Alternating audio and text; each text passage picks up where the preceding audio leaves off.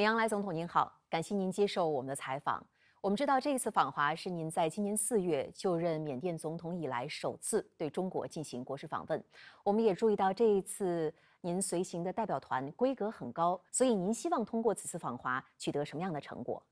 မှန်ပါတယ်ကျွန်တော်ဒီပြီးခဲ့တဲ့လဧပြီလ10နေ့ကကျွန်တော်အစိုးရနိုင်ငံခေါင်းဆောင်တွေတာဝန်ယူပြီးတဲ့နောက်ပိုင်းမှာအစိုးရသစ်တင်တဲ့တရုတ်နိုင်ငံရဲ့နဲ့ဆက်ဆံရေးကိုပုံမှုပြီးကောင်းမွန်စေဖို့ရည်ရွယ်ချက်နဲ့တမန်ရှိချင်းပြဖိတ်ကြားခြင်းနဲ့ကျွန်တော်လာခဲ့တာဖြစ်ပါတယ်အဓိကကတော့မြန်မာနိုင်ငံဖွံ့ဖြိုးတိုးတက်ဖို့ဒီဘက်ပေါင်းစုံနဲ့တရုတ်နိုင်ငံနဲ့ပူးပေါင်းဆောင်ရွက်ဖို့မြန်မာနိုင်ငံနဲ့တရုတ်နိုင်ငံနဲ့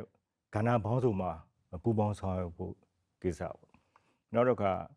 မြန်မာနိုင်ငံမှာတရုတ်နိုင်ငံနဲ့လာရောက်ရင်းနှီးမြှုပ်နှံမှုကိစ္စတွေနောက်တော့တစ်ဖက်ကုန်သွယ်မှုပြည့်တင်ကိစ္စတွေနောက်နေဆက်ဒေသလုံခြုံရေးနဲ့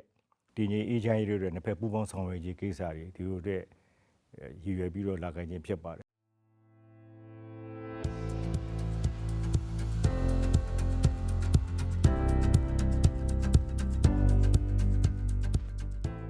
6月16号上午，习近平主席与您在北京人民大会堂举行了会谈。在会谈当中，习主席强调，中国是缅甸共享边界最长的邻居，是可以信赖的朋友和伙伴。总统先生，我们也很想知道您如何评价中缅两国关系的发展，对于推进中缅命运共同体取得更多的务实成果，您有怎样的展望？မြန်မာနိုင်ငံနဲ့တရုတ်နိုင်ငံရှည်လာတဲ့တမန်ကြောင့်ဆက်ဆံရည်ရှိတယ်။အင်းနာချင်းကောင်းနိုင်ငံတွေဖြစ်တဲ့ကီလိုမီတာ2000ကျော်လောက်ကျွန်တော်တို့ရှည်လျားပါတယ်။ခင်ဗျားပြောသလိုပဲဆွေမျိုးပေါက်ဖော်ကျွန်တော်တို့နိုင်ငံတွေနောက်အေးတူပူမြအတိုင်ဝိုင်း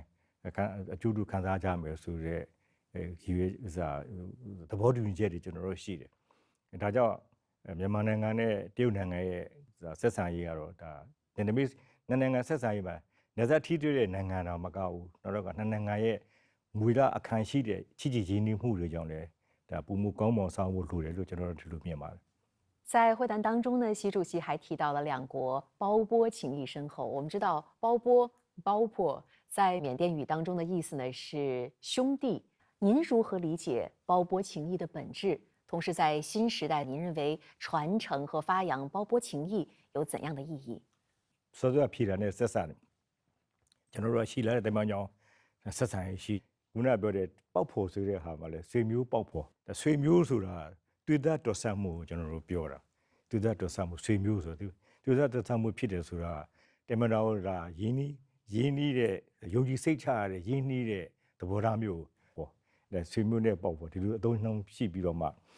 ရုတ်နဲ့မြန်မာနဲ့ရတယ်ကျွန်တော်ဆွေမျိုးသားချင်းတော်ဆက်တယ်ဆိုတဲ့အမြင်မျိုးကိုကျွန်တော်တို့ကသုံးနှုန်းခဲ့တာဖြစ်ပါတယ်တရုတ်မှာပူပေါင်းဆောင်ရွက်နေပေကတော့တော်တော်နဲ့ဆိုင်ပါတယ်ကျဲတဲ့ကျဲဝန်းပါတယ်ဒါကိုကျွန်တော်တို့ကခိုင်မှာဖြစ်အောင်ဆက်လုပ်တော့ဖို့ပဲလိုပါတယ်ကျွန်တော်တို့ဒီလက်ရှိကာလမှာပြည်လည်ဖို့မဟုတ်ဘူးနှစ်ပေါင်းများစွာဒီခိုင်မအောင်ဆောင်ရွက်တော့ဖို့လိုပါတယ်တရားယူကြည်မှုချစ်ခင်ခုနပြောလို့ပေါ့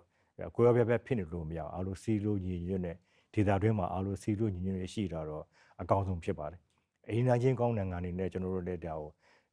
ဆက်လက်ရပ်တည်ပြီးတော့ဆောင်ရွက်တော့မယ်ဆိုတာလေးလည်းကျွန်တော်ပြောချင်ပါတယ်